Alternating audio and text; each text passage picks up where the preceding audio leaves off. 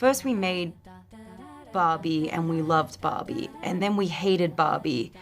And now I think I'm realizing it's not about Barbie, it's about us. And that was kind of like a weirdly profound journey to go on. When was the last time you played with a Barbie? Your instinct may be to laugh this off. Barbies are for kids, after all. What Margot Robbie is getting at, however, is the sort of nebulousness of who Barbie really is. More than a doll, she's come to represent a collection of social norms, pressures, and expectations. Like a plastic Pygmalion, we created this perfect woman and fell in love with her. But Robbie is right. We grew wary of her too. We spoke to the cast of Barbie ahead of the film's release about the massive impact this one doll has had on pop culture. So, let's dig into just how Barbie has always been more than just a toy.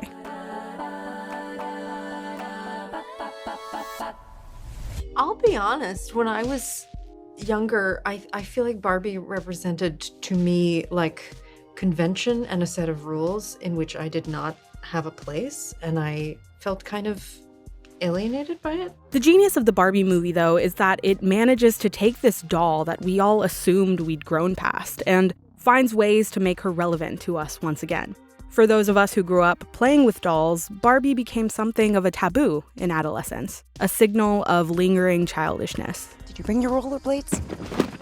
I literally go nowhere without them. Yeah, I have to agree. I'll never forget being in second grade and proudly saying that I play with Barbies, and then a group of girls being like, "You still play with Barbies?" And then the feeling of just like shame and rejecting Barbie after that. And I played with dolls until too late. I mean, too late because I knew I didn't want people at school to know that I still played with dolls, because it was like junior high school when kids started being cool and I still played with dolls. It's interesting to hear director Greta Gerwig describe her relationship with Barbies, especially now that she's brought to life one of the most nuanced interpretations of what Barbie means to society today. As toys, dolls represent a blank slate. They're characters in unwritten stories, props in childhood fantasy. To Gerwig, they were her earliest performers. Not just Barbies, but like dolls in general were really big for me. And I think now, looking back, I can see that part of what I was doing was directing with my dolls. I think that for me, it was a place where I could tell stories. But Barbie herself isn't a blank slate. She does mean something to everyone, good, bad, and everything in between. Gerwig's mission here is a reorientation of Barbie in our cultural consciousness. For kids, this film is a new story about a favorite toy. But for adults, it's taking her out of the toy box after years of collecting dust.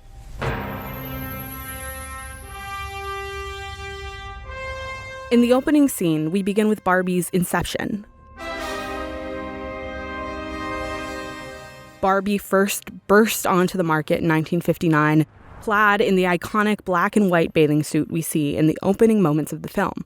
What most don't know, however, was that she was modeled on a German doll originally geared toward adults. Known as the Bild Lilly doll, the character that inspired Barbie creator Ruth Handler came from comics running in a German newspaper. Lilly was svelte and flirtatious on the page, eventually manufactured into a novelty doll purchased as gag gifts by German men. It's an odd sort of metamorphosis. A doll for adults inspiring a doll for children. It's a messy sort of feminism, too. While Barbie helped to codify Eurocentric beauty standards into US consumer culture, she was ultimately one of the first toys girls had to picture adulthood beyond the societal goal of child rearing. Greta really was the one that pointed out for me. She's like, Barbie went to the moon before people had women were allowed credit cards. And you're like, oh yeah. And like Barbie did all this stuff at a time when they could not have any financial autonomy in their lives. And you're like, surely that infiltrated our collective minds in some way and made us go, I want a dream house. I want my own house. I want my own car. I want to do whatever job I want to do. That's right. The Miss Astronaut Barbie was introduced in the My Favorite Career collection in 1965. While women didn't gain the right to open credit cards independently until 1974. It was admirable of the brand to look ahead, to convince young girls of a future where they too might reach for the stars. Despite all of its optimism, it's undeniable that Barbie the brand wasn't always an inclusionary one. Growing up, I was not a Barbie girl. I didn't play with Barbies. I couldn't afford Barbies, and it was just like very aspirational and not within reach for me. And I just didn't necessarily feel reflected in that world.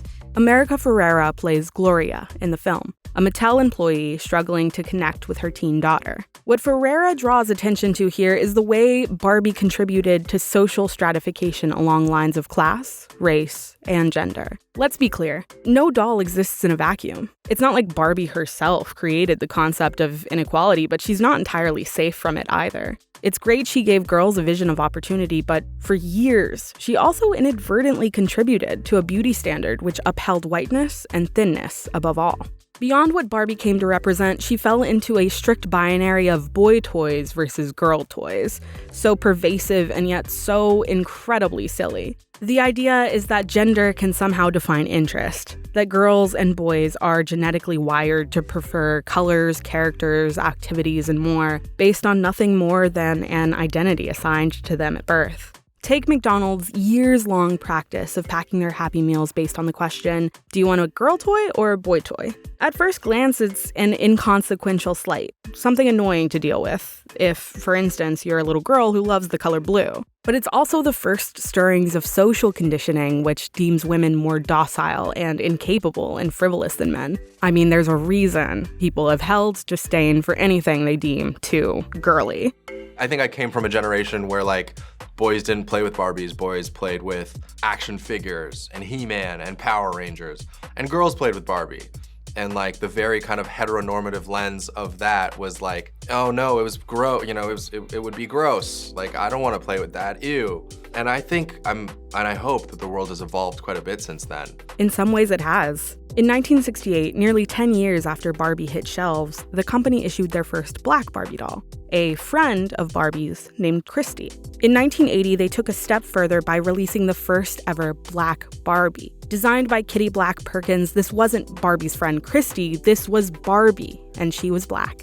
In 2016, Mattel released the Barbie Fashionistas line, which included 3 new body types: curvy, petite, and tall. Since then, the line has expanded to include Barbies and Kens who use wheelchairs, prosthetics, and more. The description of the product line reads, Barbie and Ken Fashionistas celebrate diversity with fashion dolls that encourage real-world storytelling and open-ended dreams.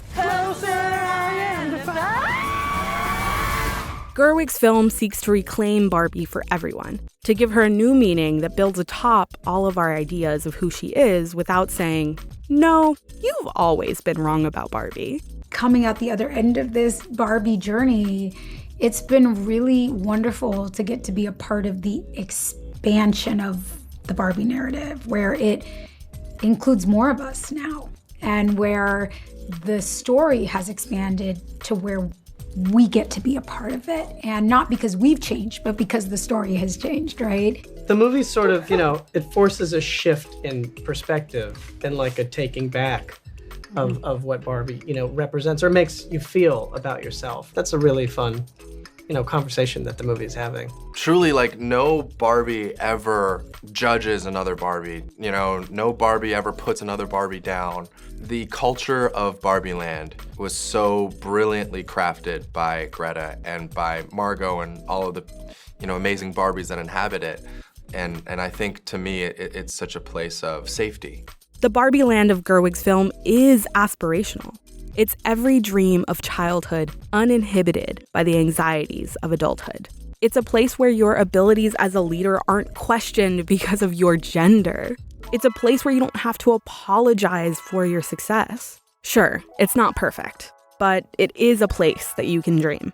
I just kept trying to remember that all the time when I was making this movie. I was like, what did little Greta like and want and think? And the truth is, tapping into that is also tapping into some version of yourself that's sometimes more fearless who we are at 8 than who we are later. The choice is now yours. The first one, the high heel. You have to want to know, okay? Do it again. Really, Barbie has always been more than just a doll. She's a receptacle for love and anger, creativity and irritation. She creates culture just as culture creates her. and she's become a larger-than-life symbol of what it means to be a kid. If you're owning Barbie, if you want to be a Barbie, there's a sense of confidence that you're also exerting, and for me, there's a bravery in accepting Barbie, and so now I proudly claim her. After this summer, it's entirely possible Barbie will go back to the toy box, but for now, she really is everything.